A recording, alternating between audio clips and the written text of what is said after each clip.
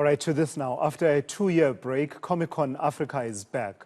Africa's largest multi-genre pop culture and gaming festival was halted during the COVID-19 pandemic. This year's edition is bigger, with several new features, including a dedicated kids zone being added. Let's take you to eNCA's Theodor Mashele, who couldn't miss the Comic-Con and is at the Nasrec Expo Center, where it's all happening. Theo, I believe not far from you, you might be Captain America, but not far from where you are, Thor is lurking. Thor is lurking with his hammer. Yes, there was a Thor lurking with his hammer here, but I don't know where he ended up, Tulas. But disappearing. I do see another lady with a hammer here, Harley Quinn.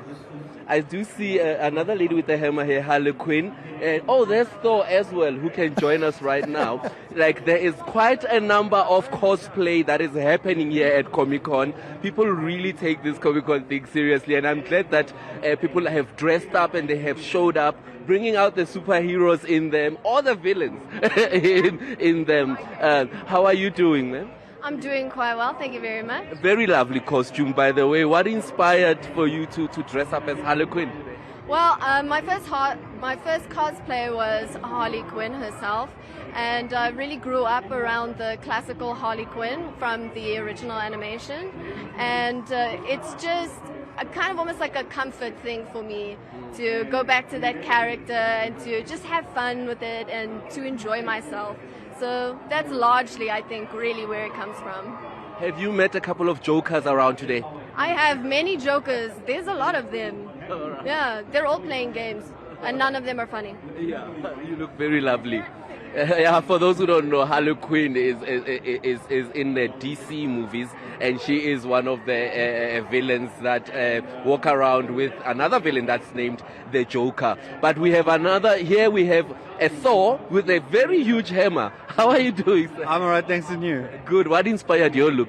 It's actually from Netflix's Arcane. It's Jace, Jinx, Echo, Victor, and Powder, Jinx's baby sister, yeah. Oh, so I got that one wrong. It was Arcane. So okay. I just saw the big hammer there. That's been a common thing over the weekend, is big hammer means Thor. Yeah. What do you guys look forward to when you come to Comic-Con? The atmosphere, the people, the entertainment, you know, being part of the culture is amazing. Yeah. Well, you guys look great, by the way. Thank you so much. Yeah. I just want to take you guys around here, which is where I believe where the heart of Comic-Con is, because this is where you get the artists, people who do the makeup, some people here who draw for actual comic books. But right here, I believe we have a makeup artist.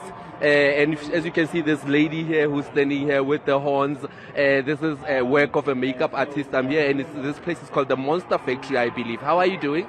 I'm doing great. How are you doing? I am good. I can see this lady here, and I believe this is your work. What inspires you to create?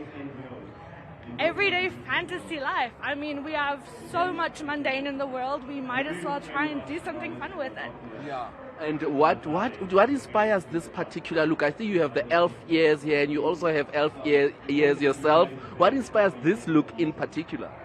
Elves are becoming increasingly more popular due to some video games, due to some TV series, and I just really have always loved the idea of being an elf, living in the forest with my family, and I just think it's a really fun idea, and I like hand making everything I do, and I just thought it would be a great idea. Well, the work looks lovely. Yeah, so as you can see, there's a lot of artistry here, a lot of nerd culture, but also artistry, people really pulling out their creativity and just having fun with it at the same time. At this stand over here, I believe it's actually people who draw for actual comics. Like Marvel and DC. So this guy over here right now, I believe, is creating a painting for somebody, some kind of a drawing, and sometimes they even these are like one of those that you can call collector's items, where you get them to sign, actual artists to sign. And then when you come through this side, I believe that we have another artist right here with us. How are you doing, sir? Good, and you? Good. What are you doing here at Comic-Con? I'm a local artist from Johannesburg. I draw for Marvel, I draw for DC. I had a bunch of my work here. I drew Captain America, I drew Avengers, I drew a lot of the Bat family books, including Batman, Batwoman, Nightwing, Batwing. Then I drew James Bond for a little while. I did the first 2 volumes of that.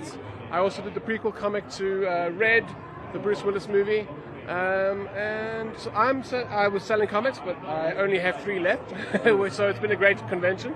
And then I got some limited edition prints. Would you say that this area here is where the heart of Comic-Con is, where the actual characters are born? I would say wherever the artists are, that's where it is, for sure. Well, thank you so much. Because we've got people from all over Africa. I've met so many talented artists who don't even live here, who've come out, yeah. All right, thank you so much, sir. So as you can see, like, there's a lot of variety here at Comic-Con, a lot of things that are taking place, a lot of artists that are also exhibiting their work here, but also a lot of gaming and a lot of fun that from kids to adults can have all around Comic-Con, while at the same time exploring that inner hero inside of them. But right now I'm going to throw to you, Tulas, and I'm going to go around and take a look if I can see any other interesting things that I can find to bring to you later. Interesting things. Superman is always interesting. There's Superman right behind you, Theodor Mashele. You seem to be having the time of your life there at Comic-Con Africa. Theodor Mashele with that update. Look out for more of such tidbits.